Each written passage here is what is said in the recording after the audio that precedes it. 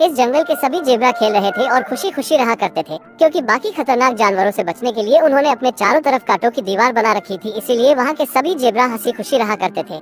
लेकिन वहाँ की सरदार की पत्नी एक बच्चे को जन्म देती है, जिसके बाद वो झुंड के सभी जेब्रा उसे देखने जाते हैं। और जब बच्चा सबके सामने आता है तो सब उसे देखकर चौंक जाते हैं, क्योंकि उसके आधे शरीर पर निशान रहता है और आधे शरीर पर नहीं, और ये सारे जेब्रा के लिए अपशगुन माना जाता है। और सभी जेब्रा अपने सरदार से कहते हैं कि आपका बेटा ही झुंड के लिए पनौती है, और ये भी कहते हैं कि इसकी वजह से हमारे पीने का पानी खत्म हो जाएगा और हमें बाहर जाना पड़ेगा। और ये सब सुनकर सरदार का बेटा काफी उदास हो जाता है और उसके माता पिता उसको समझाते हुए कहते हैं कि उनकी बातों पर ध्यान मत दो, ये बस अफवाह है। लेकिन समय बीतता है और अब कुंबा बड़ा हो गया है और वहाँ का पानी थोड़ा ही बचता है।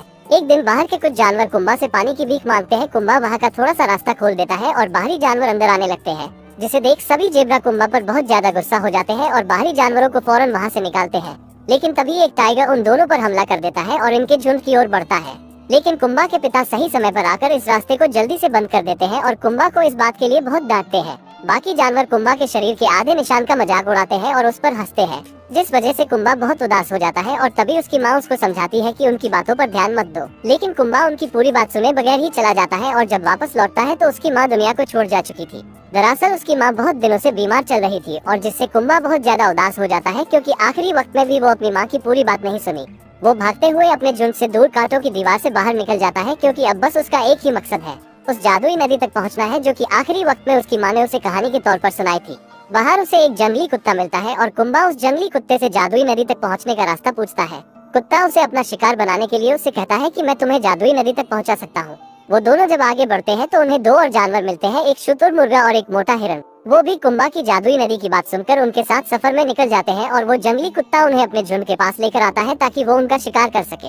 लेकिन वो मजबूत हिरन डटकर उनका मुकाबला करती है और कुंबा को बचा लेती है। लेकिन कुंबा को इस बात से बहुत अफसोस होता है कि उसके वजह से इन दोनों की जान खतरे में पड़ गई।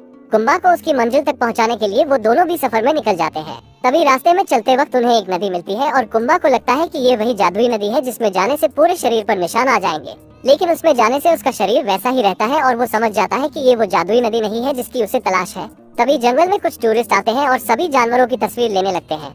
जब टूरिस्ट की नजर उस आधे निशान वाले जेब्रा पर पड़ती है तो सभी उसे देखकर हैरान हो जाते हैं और उसे जू में ले जाने के लिए पकड़ने की कोशिश करते हैं और उसके चारों तरफ गाड़ियां लगा देते हैं और सामने की जगह छोड़ देते हैं। कुंबा उसी जगह से निकलने के लिए काफी तेजी से आगे बढ़ता है, लेकिन उसके सामने एक पिंजरे वाली ट्रक लगा दी जाती है जिसमें वो आकर कैद हो जाता है। लेकिन तभी एक खरगोश ट्रक के शीशे में आ जाता है, जिससे ट्रक का एक्सीडेंट हो जाता है, ट्रक पलट जाता है और कुंबा आजाद हो जाता है।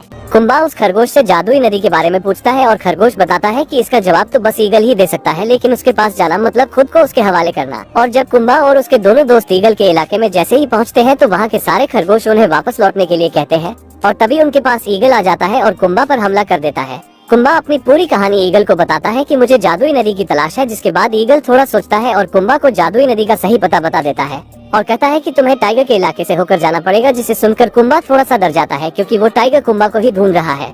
और वो तीनों उसी इलाके में पहुंच जाते हैं। कुंबा अपने दोस्तों से कहता है कि आगे का सफर मैं खुद तय करूंगा, क्योंकि कुंबा नहीं चाहता कि उसकी वजह से उसके दोस्त खतरे में पड़ जाए, और वो अकेला ही निकल जाता है। लेकिन उसी समय वो टाइगर भी आ जाता है और वो कुंबा को खाने के लिए इतना उतावला हो गया था कि बाकी जानवरों पर ध्यान ही नहीं दे रहा था। उसके दोस्त समझ जाते हैं कि कुंबा खतरे में है और वो टाइगर के पीछे जाते हैं, और दूसरी तरफ कुंबा भूख प्यास और थकान के कारण गिरकर बेहोश हो जाता है। फिर कुंबा उसी जानवर को देखता